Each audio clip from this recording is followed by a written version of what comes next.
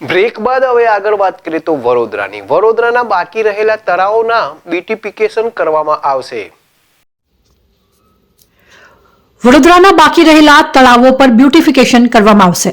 વડોદરા શહેરમાં તમામ તળાવની આજુબાજુ બ્યુટિફિકેશન કરવામાં આવે છે, ત્યારે વડોદરામાં એક આવતું રામનાથ મંદિર નવનાથમાં આવતું મંદિર છે અને તળાવના કિનારે મંદિર આવેલું છે, જેને બ્યુટિફિકેશનની મંજૂરી પણ મળી ગઈ છે। ત્યારે ગઈકાલે તળાવની આજુબાજુના દબાણો તોડવામાં આવ્યા હતા અને બ્યુટિફિકેશન કરવામાં વડોદરાના મેયર, મ્યુનિસિપલ કમિશનર, ધારાસભ્યોએ તળાવને ધ્યાનમાં રાખીને બ્યુટિફિકેશન કરવાની મંજૂરી આપી તમામ હિન્દુ સંગઠનોનો સાથ સહકાર રહ્યો છે। વડોદરા શહેરના રામનાથ મહાદેવ મંદિર, જે નવનાથમાંનું એક મંદિર છે, તેના કિનારે રામનાથ તળાવ આવેલું છે, જેની લોકવાયકા 7000 વર્ષ જૂની છે। એ તળાવ એકદમ બિસ્માર હાલતમાં હતું।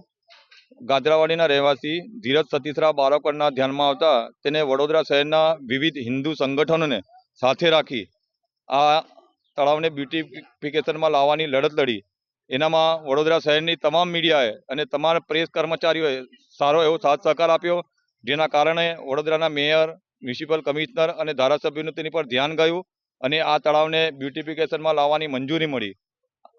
ખાસ મુહૂર્ત થઈ ગયું છે અને આ તળાવનું બ્યુટિફિકેશનના ભાગરૂપે જે નકશામાં જે દબાણો આવી રહ્યા છે એ આજે કોર્પોરેશન દ્વારા તોડવામાં આવી રહ્યા છે। હું વડોદરા શહેરના એક નાગરિક તરીકે ધીરજ સતીશરા બારોકર, વડોદરાના વિવિધ સંગઠનો અને પ્રેસ મીડિયા અને પ્રેસ કર્મચારીઓનો ખૂબ ખૂબ આભાર માનું છું, જે આ કાર્યમાં સાથ સહકાર આપીને આ બ્યુટિફિકેશનને સફળ બનાવ્યું। મકાનો નહીં, દુકાનો છે અને થોડુંક દબાણ છે।